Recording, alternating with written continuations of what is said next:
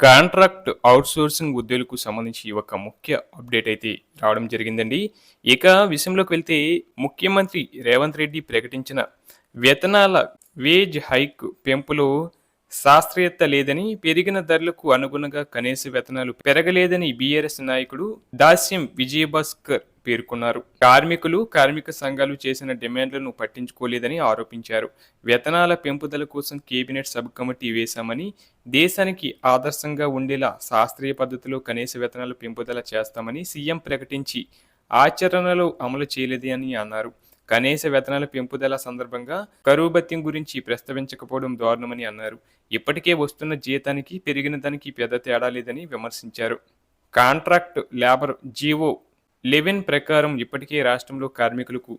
13,098 నుంచి రూ. 23,683 వరకు వేతనాలు పొందుతున్నారని గుర్తు చేశారు. స్కిల్డ్ కార్మికునికి రూ. 19,572 ఉండగా సీఎం ప్రకటించిన వేతనం 18,500 మాత్రమేనని, గతంతో పోలిస్తే రూ. 1,072 తగ్గిందని తెలిపారు. బీఆర్ఎస్ అధికారంలో ఉండగా కనీస వేతనాలు సలహా మండలి బోర్డు ఆన్ స్కిల్డ్ కార్మికునికి కనీస వేతనం 18,000, కరువు భత్యాన్ని ఒక్కొక్క పాయింట్కు రూ. 12 సిఫార్సు చేశారని గుర్తు చేశారు.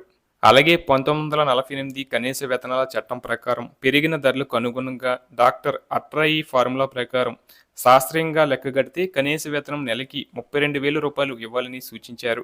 ఎన్నికల మేనిఫెస్టోలో కనీస వేతనం 24,000 ఇస్తామని ప్రకటించి రేవంత్ రెడ్డి మాట మార్చాడని ఆరోపించారు. రాష్ట్రంలో స్కీమ్ వర్కర్లకు అంగన్వాడీ, ఆశా, ఎన్ఆర్ఈజీఎస్, ఎన్ఆర్హెచ్ఎం, సర్వశిక్ష అభియాన్ కింద 3 లక్షల మంది కార్మికులు పనిచేస్తున్నారని, వీరంతా ఏ కేటగిరీ కిందకి వస్తారో స్పష్టత లేదని అన్నారు. ప్రస్తుతం అమలులో ఉన్న వేతనాల కంటే కూడా తక్కువగా ఉన్న వేతన సవరణను పునఃసమీక్షించాలని ఆయన డిమాండ్ చేశారు.